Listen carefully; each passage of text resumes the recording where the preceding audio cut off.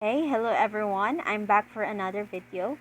Again, I am Christine J. Gasador. So again, there are two types of data analysis, the quantitative and the qualitative data.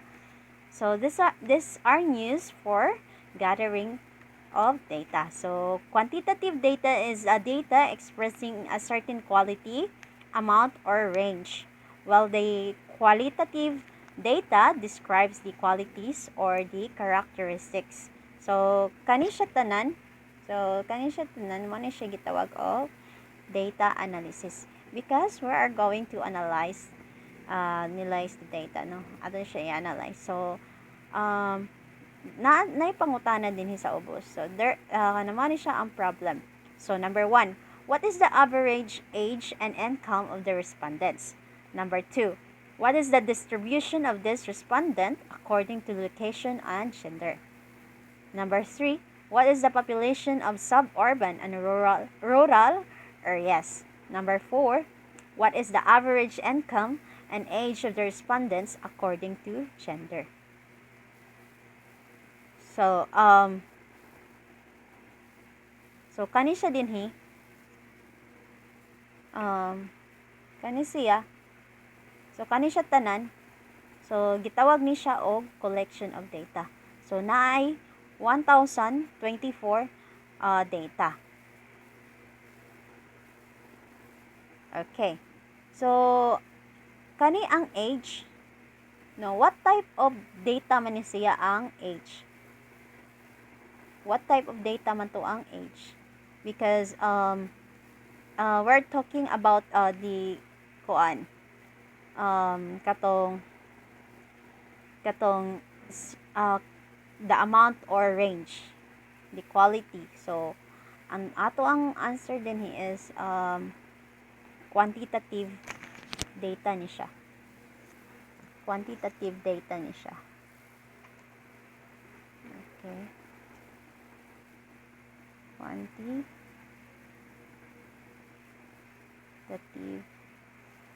data. And then continuous.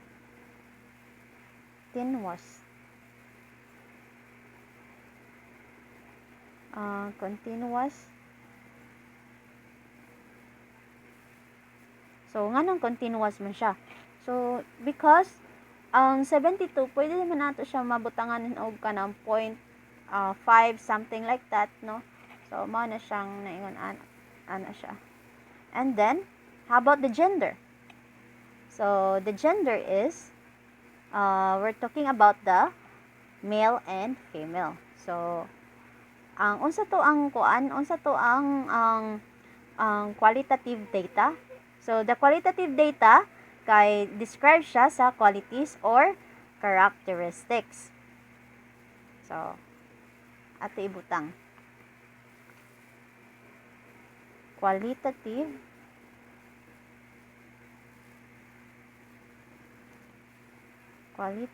data. How about the income? So ang naa dinhi, so same siya sa age. Quantitative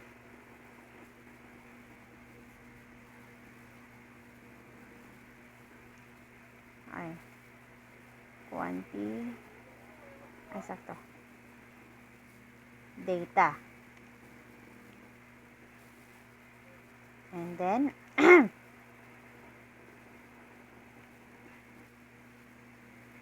continuous siya.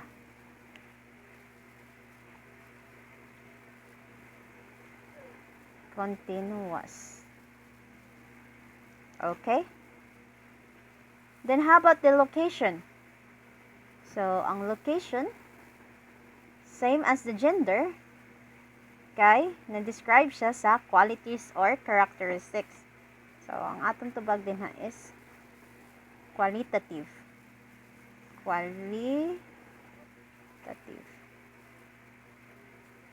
data. Okay? So, let's proceed sa respondents. So, in order for us to get the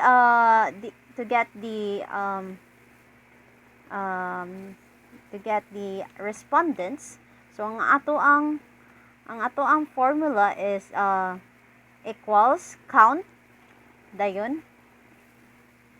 Equals count dayon ato ni siya i-paste, then drag down.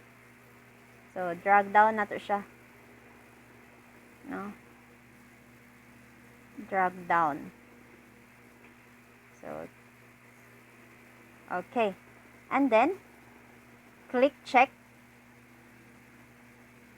Okay. So ang total respondents nato is there are 1,024 respondents. Then how about the mean age? So to get the minimum age, ato siya equals equals mean open, and then pwede ra ta nga mo shortcut ta din so ato ra na i-click pwede ra na nato siya kana, and then i-copy nato siya. Okay, copy, then ato siya i-paste here. Okay, and then click the check. Okay, so there is natay 8 ka minimum age. And how about the maximum age? To get the max, equals max open, and then same ganiha ato lang to siya i-paste.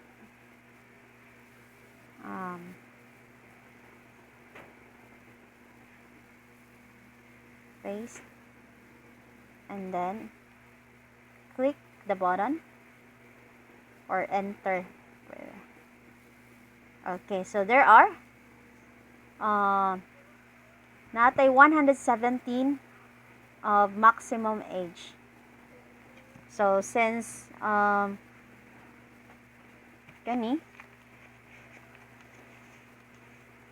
okay, so since we're going to get the minimum and maximum, so this time we're going to get the income. So how to get the income?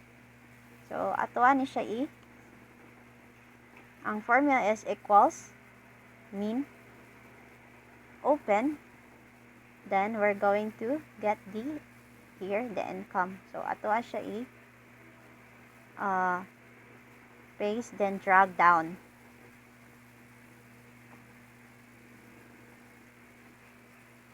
So we have shortcuts sad on how to do this. Click the first data, then use the control shift down arrow, but since we are using the cell phone, we're doing the long process.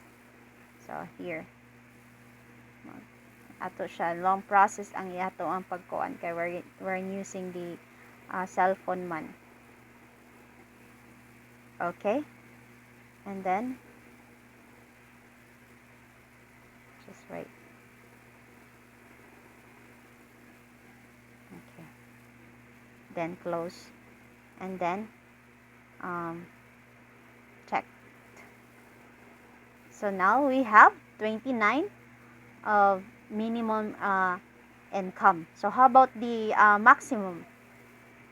So to get the maximum income is equals max open, and then ato ni siya i-shortcut. Okay, so ato ni siya i-copy paste, copy and paste, copy and then paste, and then click the check. Okay, so naatay 259 maximum income. So now we're going to start with the problem number 1. So what is the average age and income of the respondents? So unsa may kanang average age and income of the respondents. So So here we're going to use the method 1. Okay, so to get the age minimum, no, to get the average age is equals average, then open, and then arita sa kuan here. So ato ni siya i-copy paste. And okay. And then go back here sa question number 1 and then drag, paste, and then checked. So, na siya 35.1533 something na. So, how about din sa kuan income? How about the income? So, to get the income equals average, open, and then pwede ta din mo kuan ato i-drag. Ato siya i-drag, but since taas na kaayo siya i-drag, so here ato tayo gamiton ang shortcut. Ato ni siya day shortcut ta day sa minimum income. Hold on.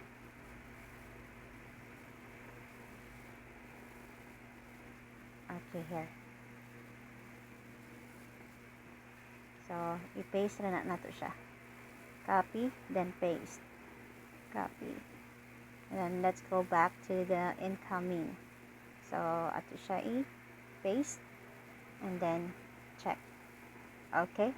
So, 84.10449.219 ang ato ang kuan incoming. So, okay. So, number 2. What is the distribution of these respondents according to location and gender?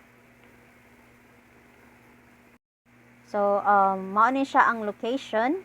So, na ang kuan dire rural, suburban, urban, and the total. So, frequency, proportion, then male and female. So, we're going to get the frequency of the rural, proportion of the rural, male, kung pila kabuk ang male sa rural, and female. So, also the same as suburban, urban, and so on. So, okay, here in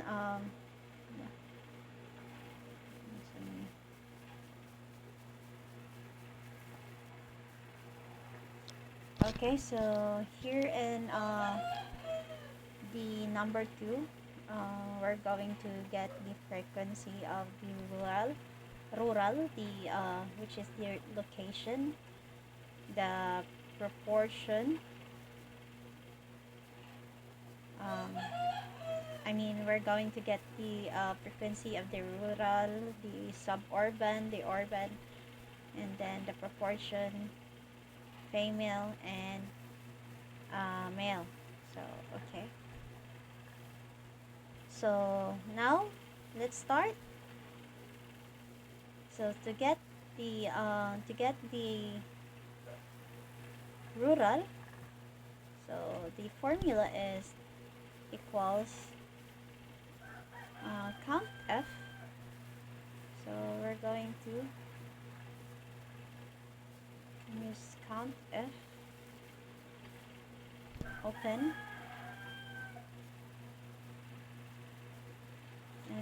we're going to click the location. So now kay mao siya gias ang location.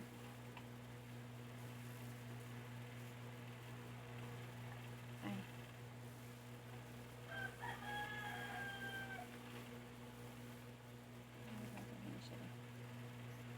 Okay. No.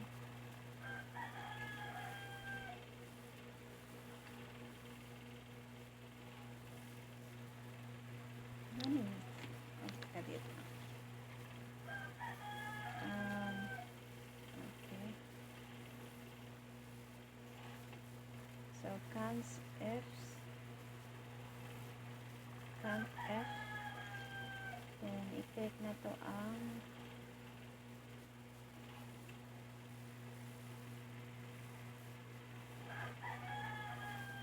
location.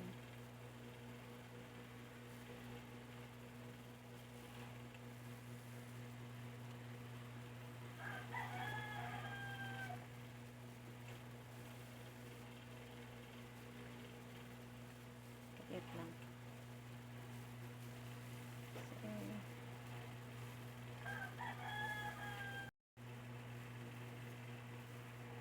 So this is the formula.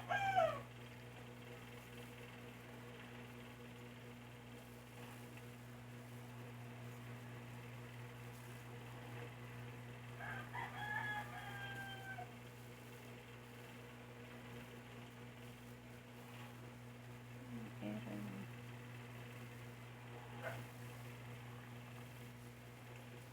Equals count.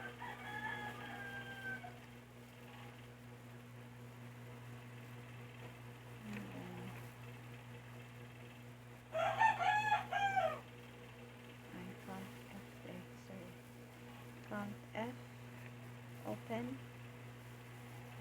So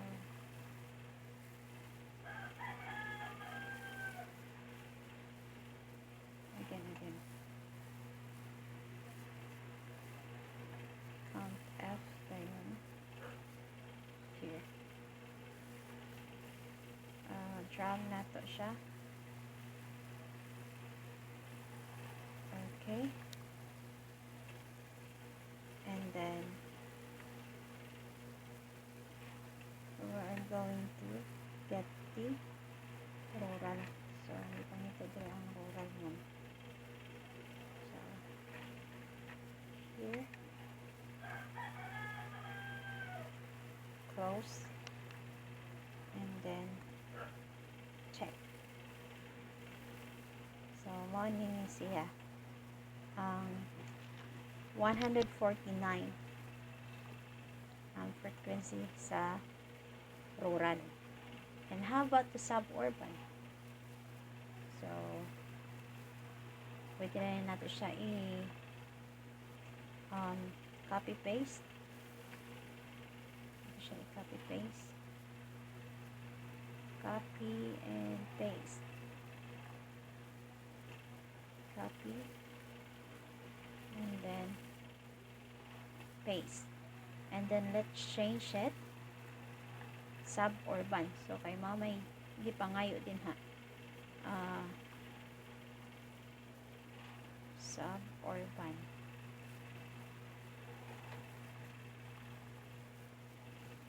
And then check. Okay? So on suburban there is 468. So there are 468 in the suburban. And how about in the urban? So in the urban,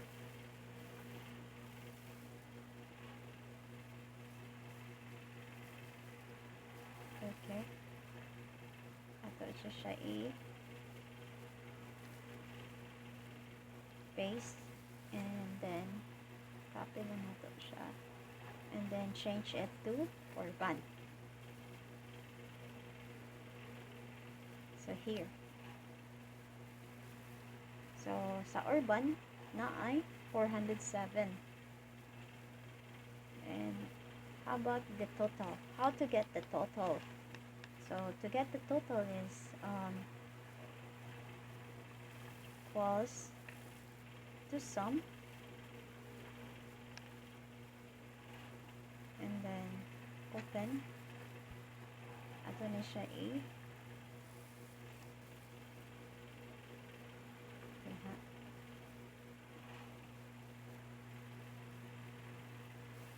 And then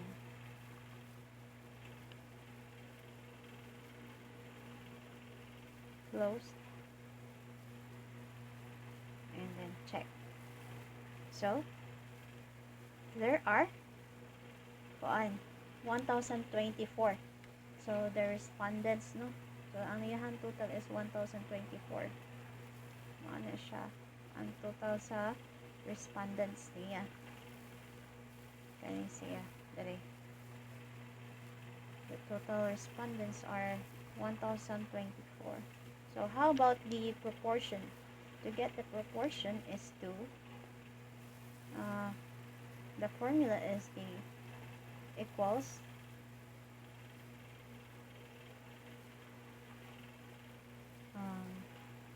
open, then i-click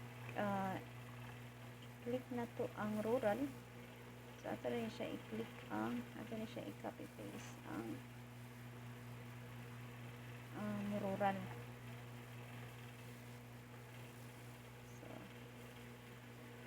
copy na to siya ang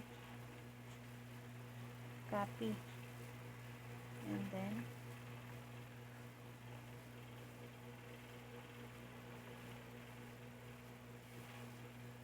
copy na to siya ang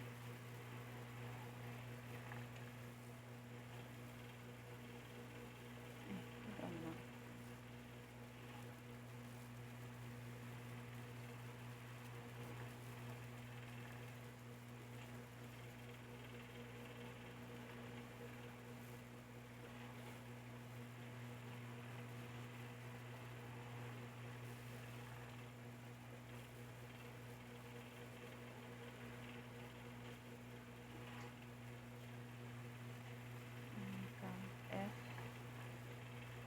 with the notation.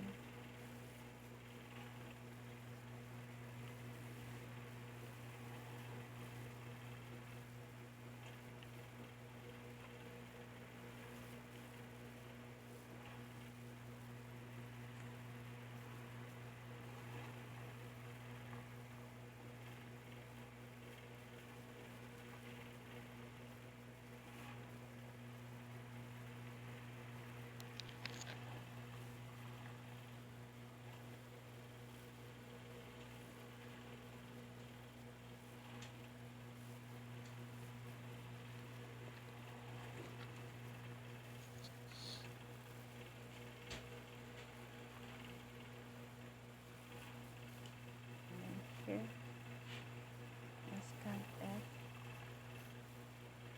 and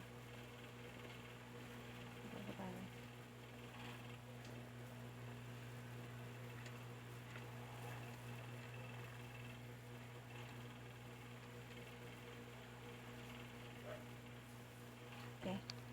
So here, click ito and then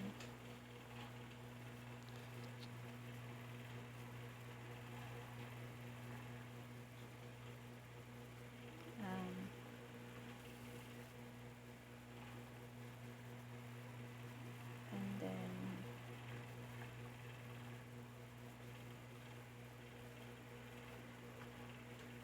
minus the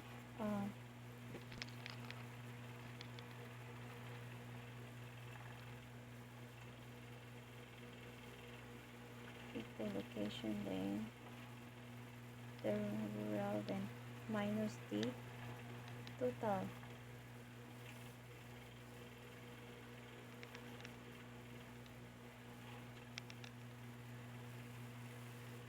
Minus the total.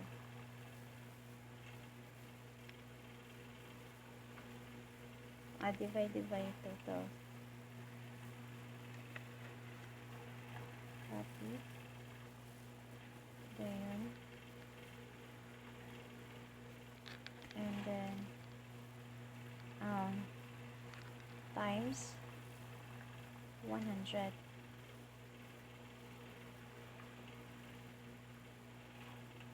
times 100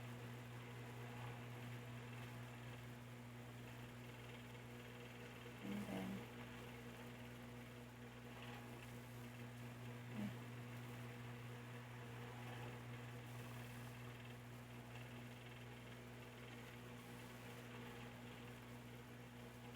divide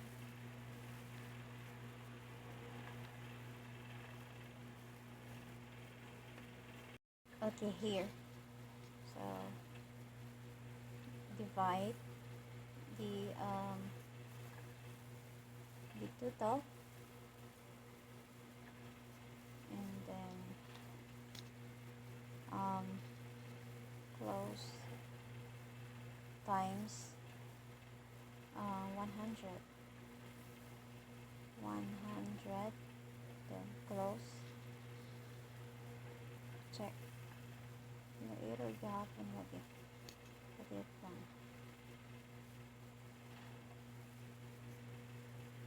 Okay, to get the proportion is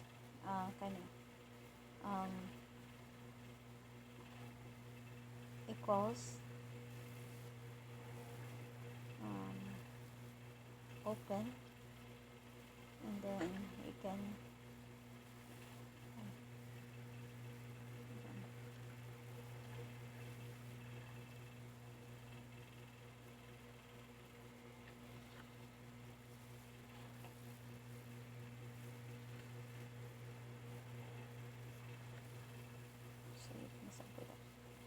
okay, so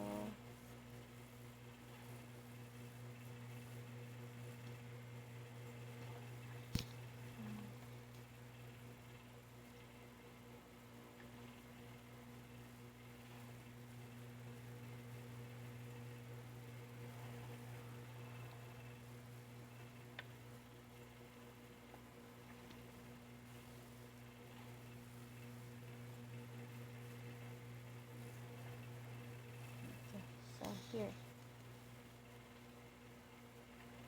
equals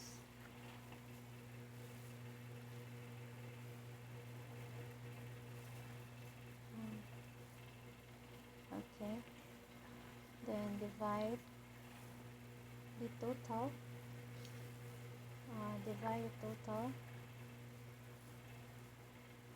close times 100, so times 100, and then check. Okay, so ang atong proportion is mano siya 14.55. And how about the suburban? So ang suburban is to get it is equals then click the suburban, divide, click the total, so suburban divide by the total, close times 100 equals, so here yun siya i-change to Conway.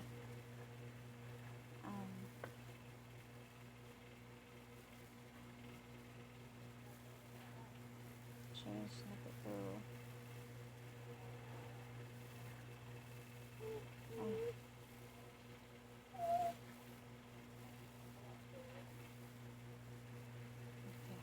here.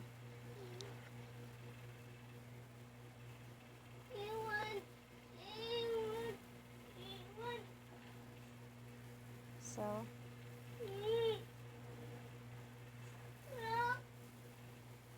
and change it into two decimal places. Okay, so here. And how about the urban? So to get the urban equals open, click urban, and divide to total, and then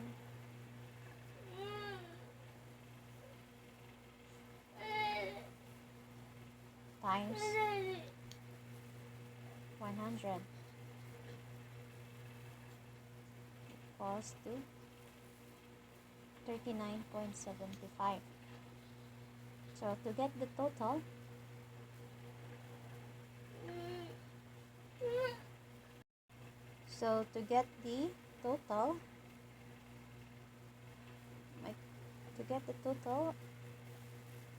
equals sum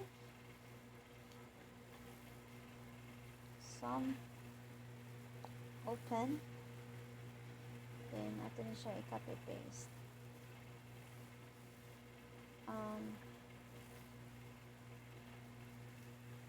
copy paste,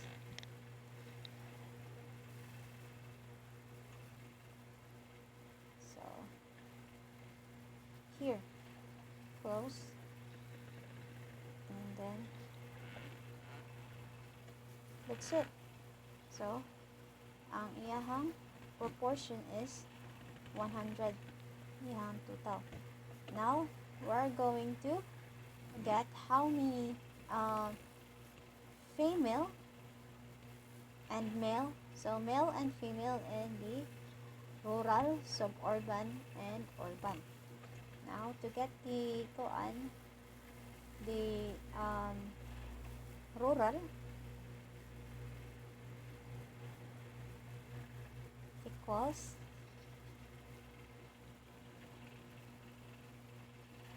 count F's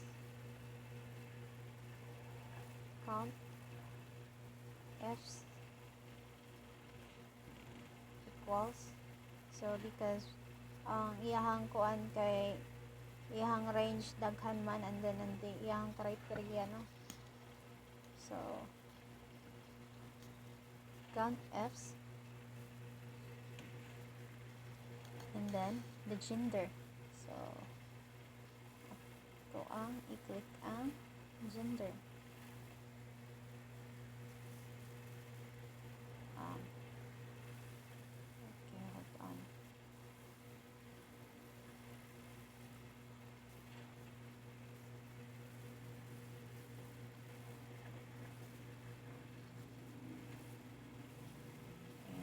Gender. And then drag lang natin siya. And then after that is ang lipangayo is the mailman. So we're going to put M for mail. And then the location. So we're going to click the location. The location. Taas kayo.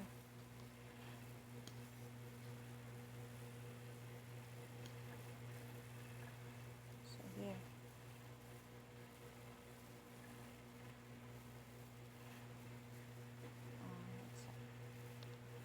So we're going to get the location.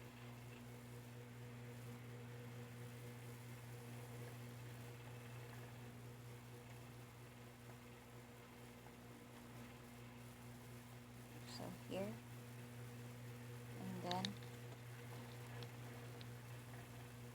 put the rural. Hang pa kang cellphone. Okay, then put the rural, and then close, and okay, that's it. So Ang male kay 118. So, there are 118 male in the rural.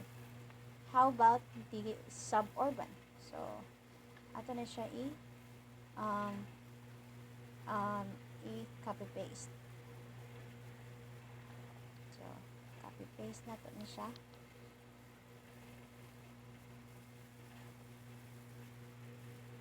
Copy and then paste.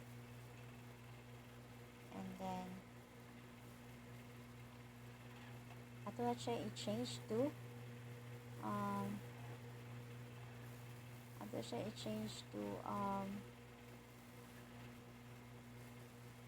suburban. Kay ang suburban man ang gipangayo sa data. Suburban.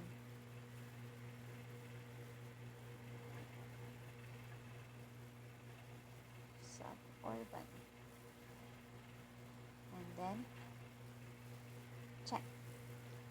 So na there is 371. So there is 371 in the suburban.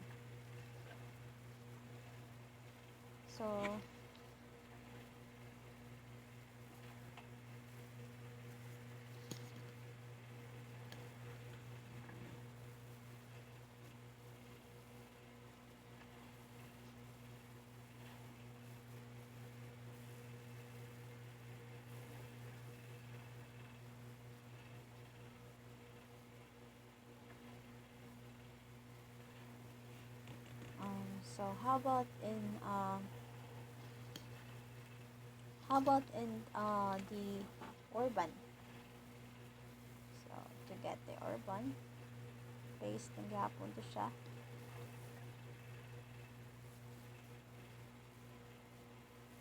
And then change it to urban.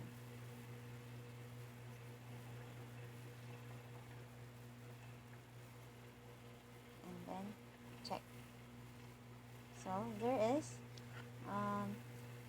327 in urban. Okay. And then how to get the total? So to get the total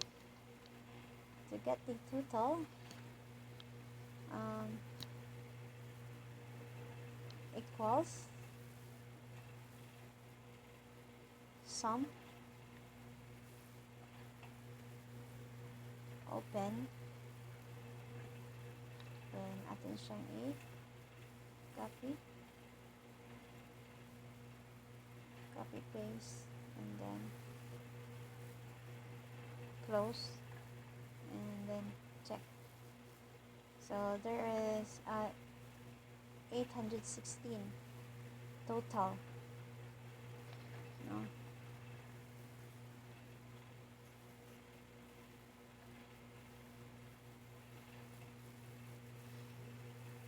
So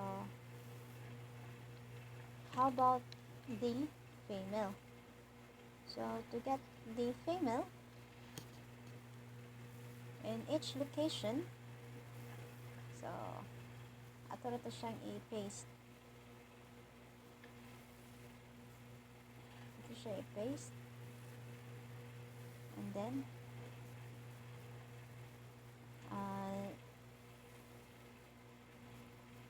ito siya i-paste, then let's change it to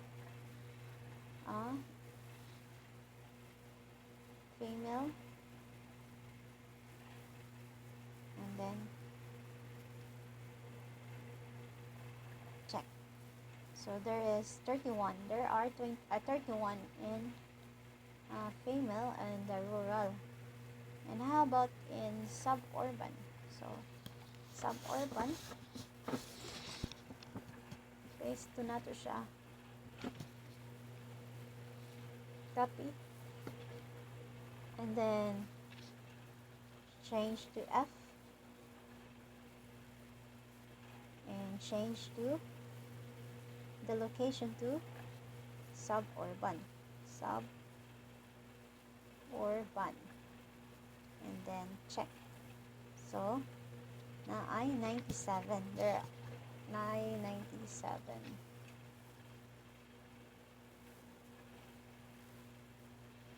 So, na ay 97 sa suburban.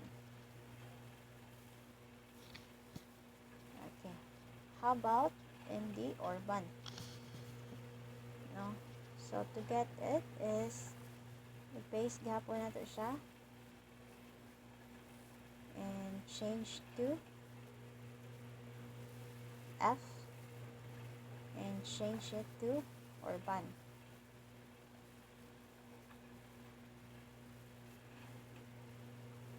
And then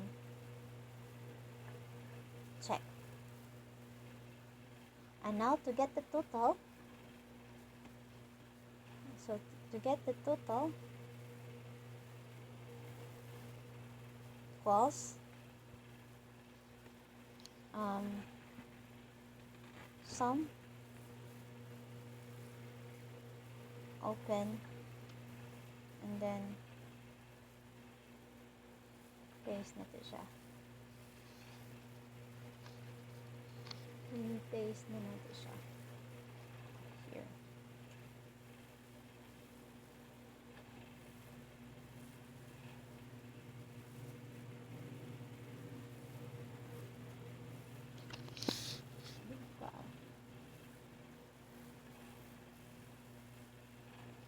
So here, and then close and it checked.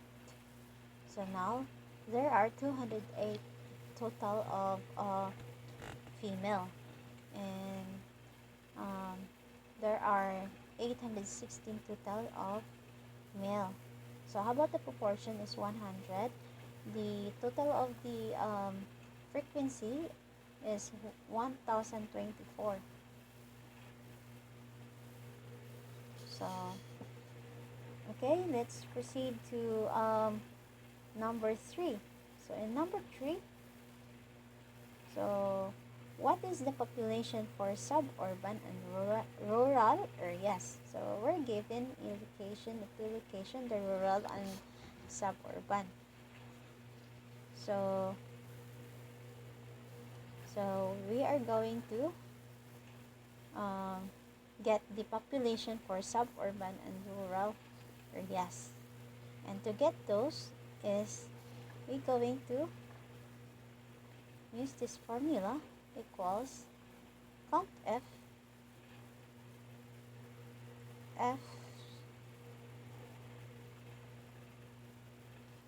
equals the location. So ato ano siyang copy paste ang location.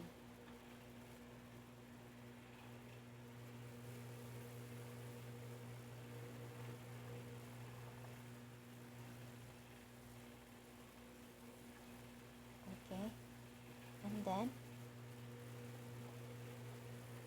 because we're asked about the rural.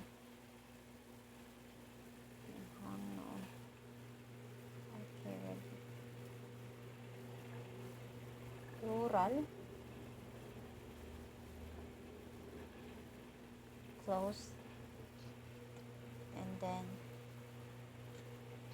check. So the population of rural is 149. So how about the suburban? So in the suburban, ito na siya copy paste.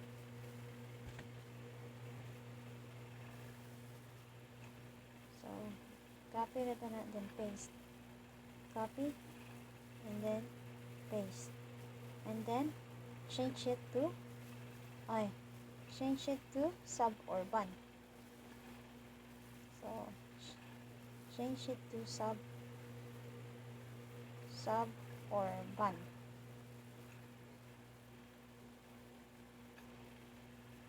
And then Okay, so the suburban is 468 ug ang sa rural is 149.